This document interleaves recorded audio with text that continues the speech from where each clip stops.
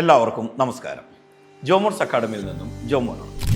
DHA, HAAD, MOH, Prometric, Pearson VUE, NHR പോലുള്ള എക്സാമുകൾക്ക് വളരെ important ആയിട്ട് ചോദിച്ചുകൊണ്ടിരിക്കുന്ന ഒരു ടോപ്പിക്കാണ് ഈ വീഡിയോയിലൂടെ നമ്മൾ ഡിസ്കസ് ചെയ്യാൻ വേണ്ടി പോകുന്നത്.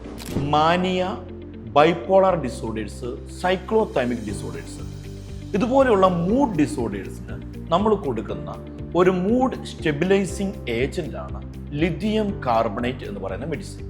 ഒരിക്കൽ കൂടി പറയുന്നു, ലിഥിയം കാർബണേറ്റ് ഒരു മൂഡ് സ്റ്റെബിലൈസിങ് ഏജന്റ് ആണ്. ലിഥിയം കാർബണേറ്റ് 0.8 to 1.2 MEQ/ലിറ്റർ വരെ നോർമലാണ്.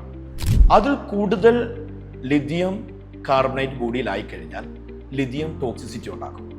ലിഥിയം ടോക്സിറ്റിനെ മൂന്നായി ക്ലാസിഫൈ ചെയ്തിട്ടുണ്ട്: mild toxicity, moderate toxicity and severe toxicity. Mild ടോക്സിറ്റിയിൽ പേഷ്യൻ്റ് മെയിനായിട്ട് കാണിക്കുക GI ട്രാക്ട് സിംറ്റംസ് ആയിരിക്കും. എടുത്തു പറയുകയാണെങ്കിൽ നോസിയ, വോമിറ്റിംഗ് പോലെയുള്ള GI ട്രാക്ട് സിംറ്റംസ് ആയിരിക്കും മൈൽഡ് ലിഥിയം ടോക്സിറ്റിയിൽ പേഷ്യൻ്റ് കാണിക്കുക. മോഡറേറ്റ് ടോക്സിറ്റിയിൽ പേഷ്യൻ്റ് മെയിനായിട്ട് കാണിക്കുക എക്സസീവ് യൂറിനേഷൻ, ഡീഹൈഡ്രേഷൻ, അതോടൊപ്പം തന്നെ ഹൈപ്പോ ടെൻഷൻ പോലുള്ള സിംറ്റംസ് ആയിരിക്കാം.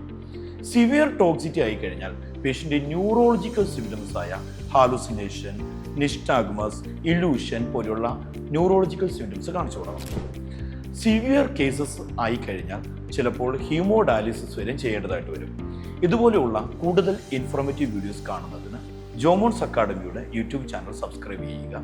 അതുപോലെ തന്നെ DHA, HAAD, MOH, Prometric, Pearson VUE, NHR പോലുള്ള എക്സാമുകൾക്ക് പ്രിപ്പയർ ചെയ്യാൻ ആഗ്രഹിക്കുന്നു എന്നുണ്ടെങ്കിൽ ജോമോൺസ് അക്കാഡമിയുമായി ബന്ധപ്പെടുക. Thank you.